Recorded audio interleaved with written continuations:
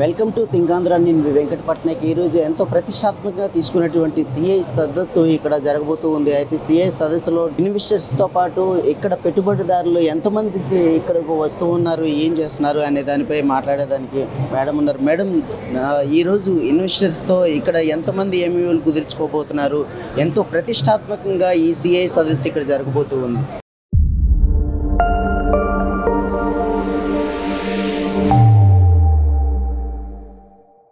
యాక్చువల్గా మనమైతే 410 దాకా ఎంఓయూలు పెట్టుబడిదారులు ఎంఓయూలు చేసుకోవాలి. 10 లక్షల కోట్లు పెట్టుబడి వరకు అనుకున్నాం. కానీ చంద్రబాబు నాయుడు గారి మీద ఉన్న నమ్మకం, లోకేష్ బాబు గారి మీద ఉన్న నమ్మకంతో మరి ఇన్వెస్టర్స్ కూడా పెరిగారు. మరి చాలా హ్యాపీగా ఉంది. మరి మా డిపార్ట్మెంట్కి సంబంధించిన టెక్స్టైల్స్ డిపార్ట్మెంట్తో కూడా 7 ఎంఓయూలు అయ్యాం.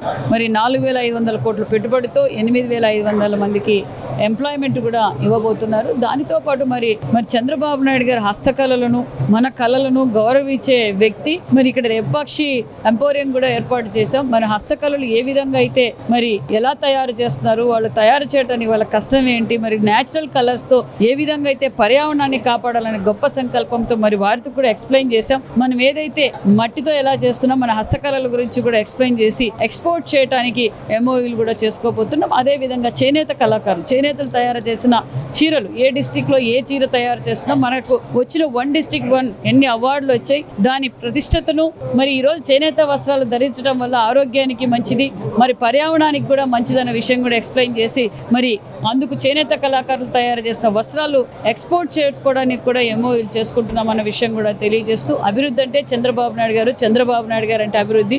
తెలుగు రాష్ట్రాల్లో ఏ పరిశ్రమ చూసినా చంద్రబాబు నాయుడు గారు తెచ్చినవే. మరి గత ప్రభుత్వం చేసిన వైఫల్యాల వల్ల అంటే 14-19లో మనం అనేక పరిశ్రమలతో ఎంఓయూలు చేసుకున్నాం. మరి జేటాక్స్ కట్టలేక కేర్ ఆఫ్ చోరీకి కేర్ ఆఫ్ ఎవరో మన అందరికీ తెలుసు.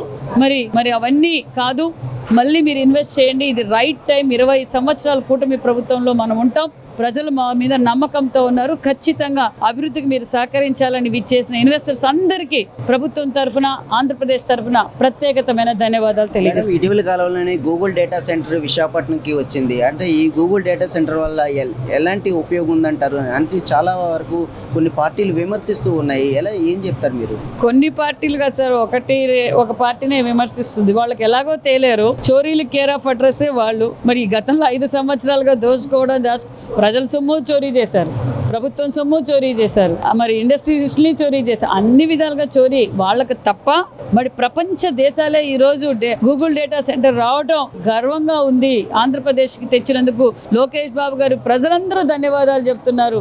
మరి ఇతర రాష్ట్రాలన్నీ గూగుల్ డేటా సెంటర్ వైజాగ్ వెళ్ళడం ఏంటి, మనం ఎందుకు తెచ్చుకోలేపని వాళ్ళు బాధపడుతుంటే, ఇక్కడున్న వాళ్ళు మాత్రం అభివృద్ధి అంటే ఇష్టం లేదు. అది అందరికీ అర్థమైపోయింది.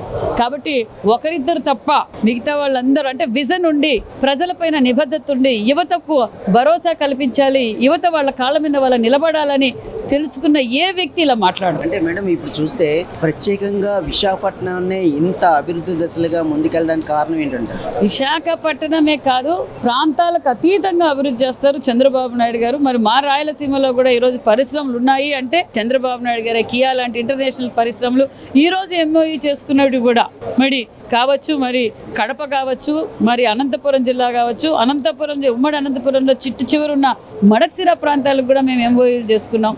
మరి రైమాండ్స్ కావచ్చు, అన్ని ప్రాంతాలని దృష్టిలో పెట్టుకుని ఏ ప్రాంతం అయితే వారి పరిశ్రమ పెట్టుబడిదారులు అడుగుతున్నారో వాళ్ళని చూసి కన్విన్స్ చేసి చేయిస్తున్నాం. గతానికి ఇప్పటికి పోల్చుకున్నట్టయితే అభివృద్ధి దశలుగా ఎలా ఉండబోతుంది అంటారు? ఇకపై ఎలా ఉండబోతుంది అంటారు? చూస్తూనే ఉన్నారు. అతి తక్కువ కాలంలోనే ఒక పక్క నరేంద్ర మోడీ గారి ఆశీర్వాదంతో ఈరోజు రాష్ట్రం అన్ని సెక్టార్స్లోనూ, ఒక పక్క పోలవరం పనులు అవుతున్నాయి, ఒక పక్క అమరావతి పనులు అవుతున్నాయి, NH హైవే కావచ్చు, RMB పార్ట్ హోల్స్ కావచ్చు, సూపర్ 6 పథకాలు కావచ్చు, పరిశ్రమలు కావచ్చు, మెగా DSC కావచ్చు.